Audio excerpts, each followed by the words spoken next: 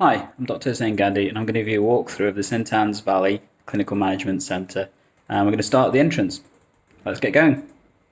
This is the car park of the St Anne's Valley Centre Clinical Management Centre. As you walk through, you'll come to the staff entrance that you can see labelled here, and then use the access pad to get entry.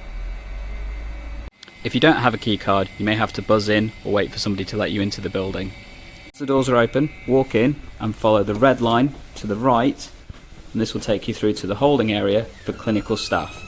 The blue line is for administrative staff and not for clinicians to walk through. As we look to the right, you can see the main door. Use the green button to open the door and walk through. Walk through the corridor to the main staff room on the right hand side.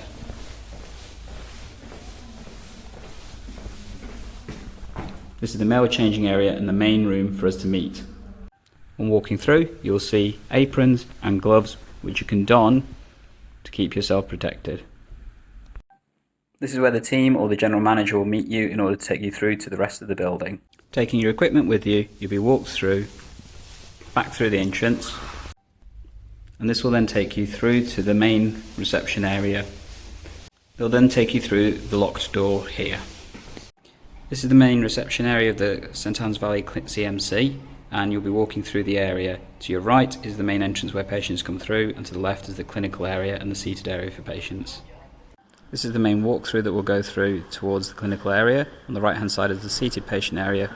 I won't be able to show you this exact walkthrough because we have people in the building, but you can imagine where we go through in that corridor on the top left hand corner. We're now going to take the walkthrough to the clinician briefing area as we go through the doors. So straight through, and then we turn right towards the clinical areas.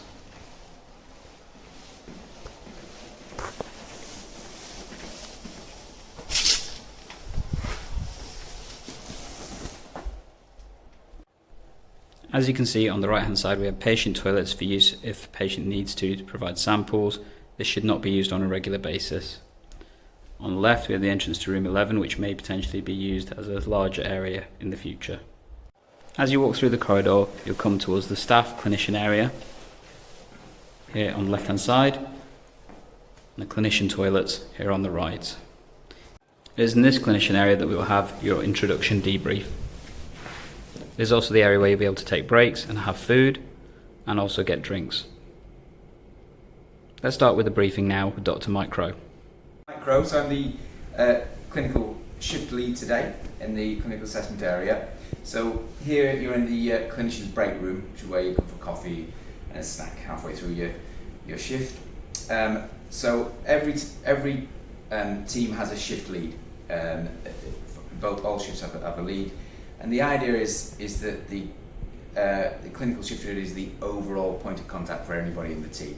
So obviously I've worked here a few sessions here, I know the ropes, and it's particularly important for that team ethos really. If you're an ST3 or a paramedic or needing supervision as well, the shift lead kind of takes on that role. And it's really to avoid people working in isolation. The shift lead themselves is supported by the duty manager, and then the clinical oversight lead, who's usually Margaret, who's the opposite side of the curtain. So in terms of first timers, we should identify, so you've not done a shift here, Ed, and I haven't done it either. So again, important to be aware of that, but with no registrars or paramedics here. And so that's the team. So we've got Ed and Gandhi. I think Ed will be in 5 and Gandhi will be in room 8. I'm in room 6, so we're all together on the same corridor. So we will head off down into the rest of the area. We have various clinical rooms that you may be using. However, the focus will be the earlier clinical rooms 5, 6 and 8, which we'll continue our briefing from. This is one of our patient assessment rooms. As you can see, they only have minimal equipment in order to provide an appropriate clinical assessment, as well as relevant PPE and examining equipment for the patient. This process will be described in more detail during an induction. So we're just going to show you how to do the donning and doffing and cleaning of the room whilst doing a consultation at the St Anne's Valley Centre Clinical Management Centre. I've got Dr. Mike Crow showing us how to do it. Take it away, Mike. Okay, so this is a standard consultation room. You've got the clean area where your computer is and your phone. over here is where the patient will sit. Once the consultation is over, the patient will leave by the door and turn right and go down the exit, which will be clearly signposted. So once the patient has left the room, you need to wear clean PPE in order to record in the notes and clean down the surfaces and equipment. So follow the doffing and donning procedures as per the NHS guidance. Finish documenting, clean the room, and then you would doff and don again to be ready for the next patient. And what if you needed to document something whilst the patient was in the room? Ideally you wouldn't do that, but it is possible that you may need to return to the computer while the patient's in the room. If you do that, you must remember that you will have to include the keyboard and the area in the cleaning procedure afterwards. Okay. And what if you needed to change your mask in the process? If you need to change your mask, again, just follow the Public Health England guidance. It's displayed in all the rooms, and just follow those methods. Okay.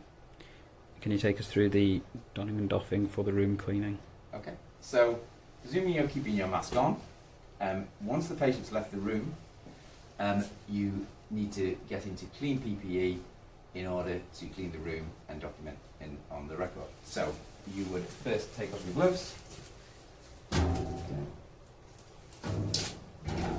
You would wash your hands. Then you would take off your apron, hand hygiene, put it on a clean apron, put on your gloves. And then you would repeat that process after cleaning the room. And you're ready to clean. You repeat that process after cleaning the room. Thank you very much. Rooms 3 and 4 are designated as storage areas and changing areas for the staff.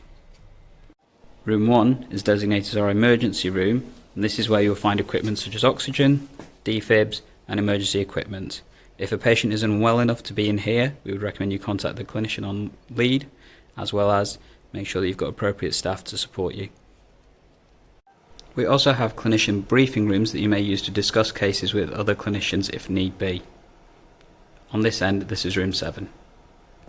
On leaving the CMC, you'll get changed back in the female or male changing rooms as appropriate, and then leave through the fire exit. Do not return to the point of entry.